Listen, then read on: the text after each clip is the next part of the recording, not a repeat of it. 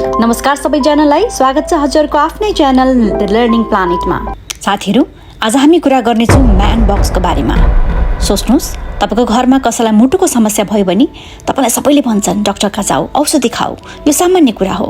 तर तपाईँको मन दुख्यो भने, तपाईँलाई रुन मन लाग्यो भने, तपाईँको मन भारी र गरुङ्गो भयो भने, तपाईँ एक्लो र उदास महसुस गर्दै हुनुहुन्छ भने त्यो बिरामीपन हो। तर समाजले यसलाई कमजोरी भन्छ।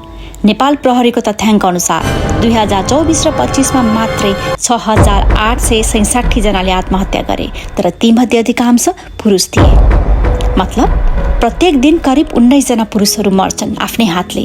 कोही बोल्न सकेनन्, कोही सुन्ने मान्छे पाएनन्। आज हामी कुरा गर्नेछौँ पुरुषहरूको मौन पीडाको। किन बोल्दैनन्, उनीहरूको मानसिक अवस्था कस्तो छ र के गर्दा यो रोकिन्छ।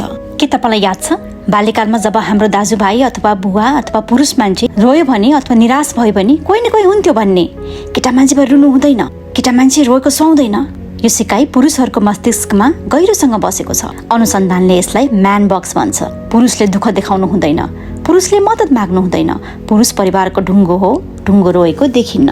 पुरुषहरू रुँदैनन्, सायद यही एउटा वाक्यले हजारौं पुरुषको भावना मारिदिएको छ। आज हामी पुरुषहरूको त्यो पीडाको कुरा गर्नेछौँ जुन उनीहरू मुखले बोल्दैनन्, तर भित्रभित्रै हरेक दिन बाँचिरहेका हुन्छन्। हाम्रो समाजमा पुरुषलाई सानैदेखि सिकाइन्छ, बलियो बन, रोएको केटा मान्छेले सुहाउँदैन, घरको जिम्मेवारी तिमीले लिनुपर्छ। तर कसैले कहिले सोध्दैन तिमी ठिक छौ। नेपालका धेरै पुरुषहरू बाहिरबाट सामान्य देखिन्छन्, हाँसिरहेका हुन्छन्, काम गरिरहेका हुन्छन्, तर भित्र आर्थिक तनाव, परिवारको जिम्मेवारी, भविष्यको डर, असफलताको पीडा, relationship pressure, loneliness, comparison, depression, यी सबै कुरा चुपचाप बोकेर हिँडिरहेका हुन्छन्। नेपालका लाखौं पुरुष विदेशमा छन्। कतिले 12-14 घण्टा गर्मीमा काम गरिरहेका छन्, कतिले परिवारका लागि आफ्नो सपना त्यागेका छन्। भिडियो कलमा उनीहरू हाँस्छन्, भन्छन् म ठिक छु, तर रियालिटी एक्लोपन, स्ट्रेस, मानसिक थकान, परिवार मिस गर्ने पीडा। धेरै पुरुषहरू डिप्रेसनमा हुँदा पनि बोल्दैनन्, किनकि उनीहरूलाई डर हुन्छ यदि म कमजोर देखिएँ भने। विश्वभरको रिसर्चले के देखाउँछ भने पुरुषहरू महिलाको तुलनामा मेन्टल हेल्थको हेल्प कम खोज्छन्। किनकि समाजले इमोसनल पेनलाई कमजोरीसँग जोडिदिएको छ। नेपालमा त झन् अझ धेरै पुरुषहरू आफ्नो फिलिङ सेयर गर्दैनन्, काउन्सिलिङ चाहँदैनन्, साइलेन्टली सफर गर्छन्। नेपालमा एउटा पुरुषलाई अक्सर प्रोभाइडर मानिन्छ।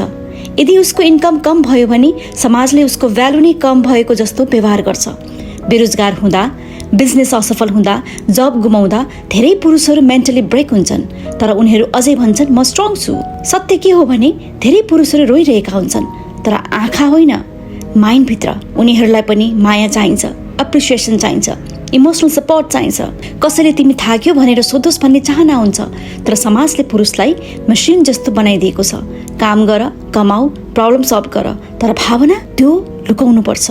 पुरुषहरू रिलेसनसिपमा पनि लामो फिलिङ लुकाएर भन्न सक्दैनन्, किनकि उनीहरूलाई डर हुन्छ अथवा म कमजोर भएँ भने रेस्पेक्ट गर्छ। त्यसैले धेरै पुरुषहरू साइलेन्टली ओभरथिङ्क गर्छन्, एन्जाइटीमा हुन्छन्, राति एक्लै स्ट्रगल गर्छन्, तर सोसियल मिडियामा भने ह्याप्पी देखिन्छ। मेन्टल हेल्थ केवल महिलाको इस्यु होइन, पुरुषहरू पनि इमोसनली एक्जस्टेड हुन सक्छन्।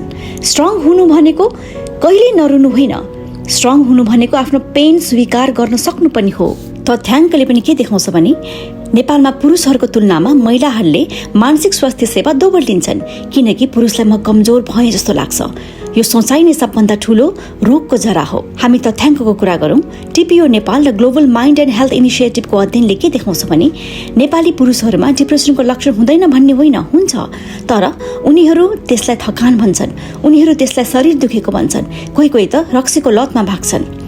काठमाडौँको एक कलेजमा गरिएको अध्ययनले के देखाउँछ भने केटाहरूमा मानसिक स्वास्थ्य सम्बन्धी जानकारी केटीहरूको तुलनामा 32% कम थियो। यसको मतलब पुरुषहरूलाई थाहा नै छैन कि अनिन्द्रा, खाना मन नलाग्नु, बारम्बार रिस उठ्नु यी सबै मानसिक समस्याका लक्षणहरू हुन्। अब प्रश्न के गर्ने? समाधानको पहिलो ढोका धेरै सजिलो छ, कहिलेकाहीँ हामीले खोज्दै जटिल बनाउँछौँ। 1. पुरुषहरूले भावना दबाउने बानी कम गर्नुपर्छ। सबै कुरा एक्लै बोकेर हिँड्नु स्ट्रेन्थ होइन, विश्वासिलो साथी, परिवार वा काउन्सिलरसँग कुरा गर्न आवश्यक छ। 2. परिवारले पुरुषको मेन्टल हेल्थ बुझ्नुपर्छ। पुरुषलाई केवल पैसा कमाउने मेसिन जस्तो नहेर्नुहोस्, उनीहरूलाई पनि इमोसनल सपोर्ट चाहिन्छ। कहिलेका एउटा वाक्य तिमीले धेरै गरिरहेका छौ यति मात्रले पनि मानिसलाई बचाउन सक्छ।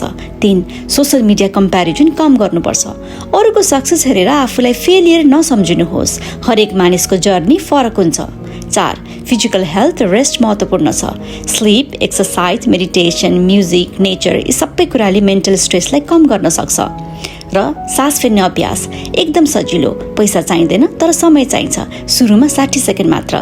बेलायत नेपालको विक्रम अध्ययनले देखाएको छ नियमित सास फेर्ने अभ्यासले तनाव घटाउन सक्छ। गर्ने तरिका, एउटा शान्त ठाउँमा बस्नुहोस्, 4 सेकेन्डसम्म सास तान्नुहोस्, नाकले 4 सेकेन्डसम्म सास रोक्नुहोस्, 6 सेकेन्डसम्म सास छोड्नुहोस् मुखले। यो 5-10 पटक गर्नुहोस्, दिनको 2 पटक, बिहान उठेपछि र राति सुत्नु अगाडि। होइन, यसले तपाईँलाई सन्यासी बनाउँदैन, तर यसले तपाईँको मुटुको धड्कन सुस्त बनाउँछ, रिसलाई 90 सेकेन्डमा शान्त बनाउँछ। एउटा 50 वर्षीय ट्रक ड्राइभरले भनेका थिए, म हाइवेमा गाडी चलाउँदा एकदम रिस उठ्थ्यो, अब पहिले 3 पटक सास फेर्छु अनि हर्न बजाउँछु, गाडी पनि सुरक्षित, मन पनि सुरक्षित। 5. हेल्प माग्न डराउनु हुँदैन। यदि एन्जाइटी, डिप्रेसन, होपलेसनेस धेरै भइरहेको छ भने प्रोफेसनल हेल्प लिनु कमजोरी होइन, सहयोग माग्नुपर्छ। तपाईँलाई ज्वरो आयो भने डाक्टर कहाँ जानुहुन्छ, मन दुखेकोमा पनि डाक्टर हुन्छन्। नेपालमा अहिले धेरै ठाउँमा मानसिक स्वास्थ्य सेवा छ। टिपिओ नेपाल, ह्याप्पी माइन्ड्स, काठमाडौँ, ललितपुर, सरकारी अस्पतालको मनोचिकित्सा विभाग काठमाडौँ मात्र होइन, काठमाडौँ बाहिर पनि थुप्रै ठाउँमा छ। एक पटकको कुरा सुन्नुहोस्। सुर्खेतका 32 वर्षीय एक युवा, उनले 3 वर्षसम्म आफ्नो पीडा लुकाए, काम छोडे, परिवारसँग झगडा गर्ने। एक दिन उनी आफैले मनोवैज्ञानिकलाई फोन गरे, म तयार छु। आज उनी सामान्य जीवनमा फर्किएका छन्, रक्सी पिउन छाडे, बच्चासँग खेल्छन्, राम्रो जीवन बिताइरहेका छन्। उनले भनेका थिए, पहिले मलाई लाग्थ्यो मनोवैज्ञानिक भनेको पागलको डाक्टर, तर म आफै बिस्तारै पागल बन्दै थिएँ। उपचारपछि लाग्यो म पागल थिइनँ, म बिरामी थिएँ। यही फरक हो, बिरामीलाई औषधि चाहिन्छ, लाज होइन। अर्को एकदम महत्त्वपूर्ण प्यारेन्टिङ टिप, आफ्नो छोरालाई सानैदेखि केटा मान्छे रुँदैनन् भनेर नसिकाउनुहोस्, उसलाई भावना लुकाउनु होइन, खुलेर बोल्न सिकाउनुहोस्। इमोसनल पेन कमजोरी होइन, दुःख, डर, स्ट्रेस र आँसु पनि मानिस हुनुको सामान्य भाग हो। यदि छोराहरूलाई सानैदेखि भावना दबाउन मात्र सिकायो भने ठुलो भएपछि उनीहरू भित्रभित्रै टुट्न सक्छन्। साथीहरू, पुरुष हुँदैमा भावना नहुने होइन, पुरुष हुँदैमा मद्दत नचाहिने होइन। हाम्रो समाजले बनाइदिएको मर्दको परिभाषा गलत छ। असली मर्द त्यो हो जसले आफ्नो पीडा देखाउन सक्छ, मद्दत माग्न सक्छ र बाँच्न सक्छ।